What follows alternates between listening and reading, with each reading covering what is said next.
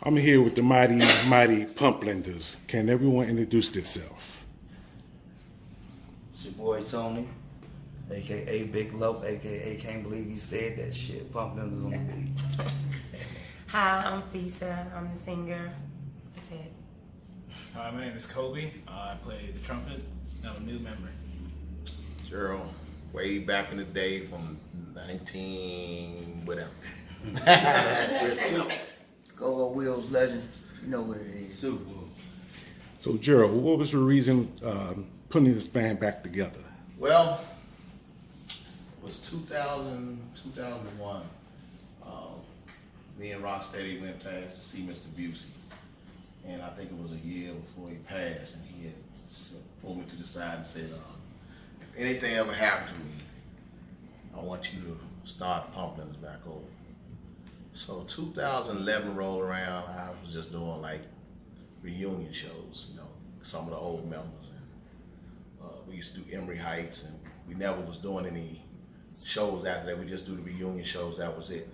So 2013, I did a show, a reunion show, but we was asked to perform with Air Raid, a couple other bands at a club up in Wheaton. It was called something, Pure Lounge, Wheaton Lounge, or whatever. After that, the members was like, "Oh man, we sound good. We need to keep the band together. Let's keep this going." So I kept the band going till 2015. So most of the original members dispersed and started their own bands. Rocksteady, which is now Sweat Band. Keith, Showtime, Busey Travels. They do a lot of shows with Heat Wave, Stylistics, Harold Melvin's Blue Note, Gene Con, Jeffrey Osborne, and his own thing with his Showtime 70 Jam Review. George, which is an original member, George and I, we sat down, we talked. He said he wanted to keep it going. And I put the band back together. So I say, well, in order for us to keep this thing really going, because as me being in Pump Blenders since 1979, we always had different members. I might have been still here, but it was always, decades of different Pump Blenders.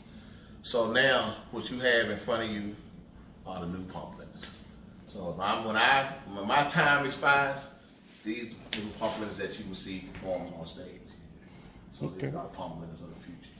All right, let's get a brief history on my man right here, Tony. What you need to know? What's going on? Tell me what bands you perform with. Earlier. I had a lot of little bands, like just little backyard band. Well, not backyard. Shout out to backyard though. But we just got together jam sessions type stuff. But never was no real name brand that people would know now.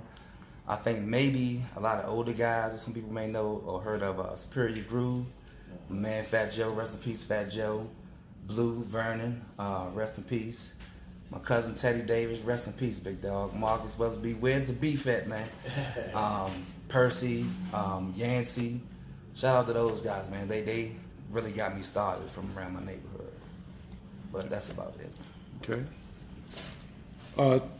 Gerald, tell us a little bit about Casanova Kevin. Casanova Kevin was the lead singer and rapper of Pump Blenders they originated from the Busey Brothers. The Busey Brothers was the band before Pump Blenders was in existence. And if it wasn't for the Busey Brothers, it wouldn't be no Pump Blenders.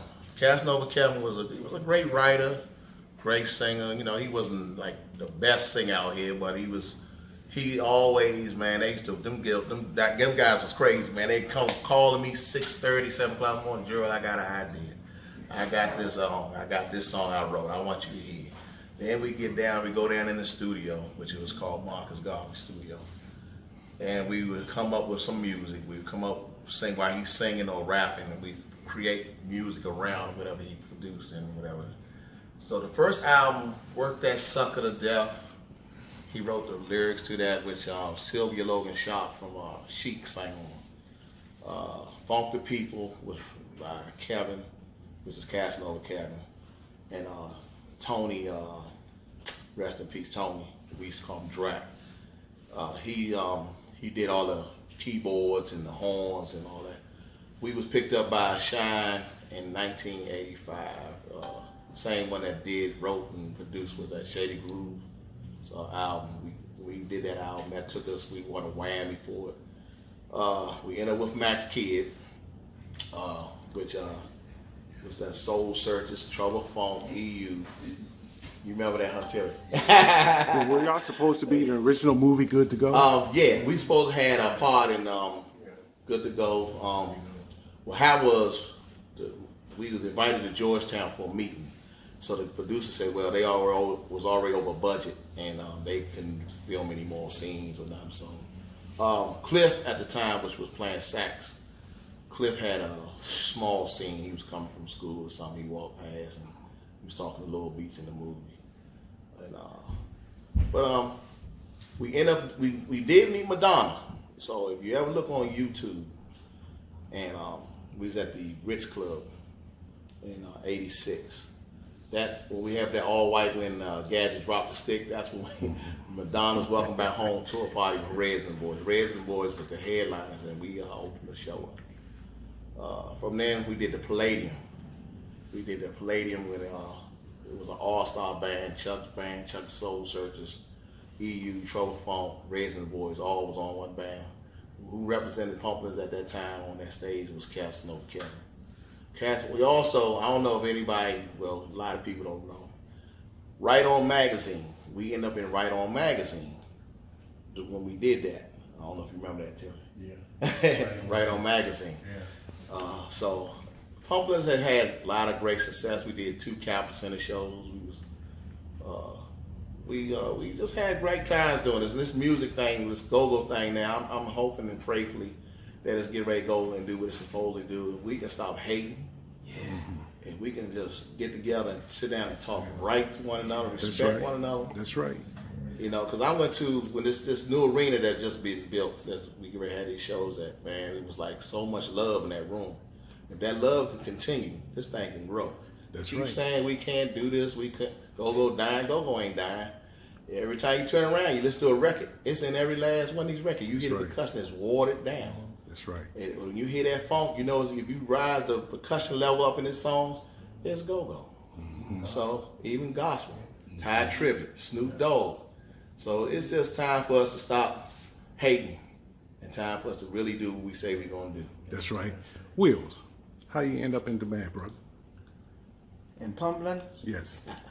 Well, I actually got a history with Pumplins because we used to have a band that was right under Pumplins back in the 80s. What was It was the Young Boys. Young Boys. Yeah, the Young Boys.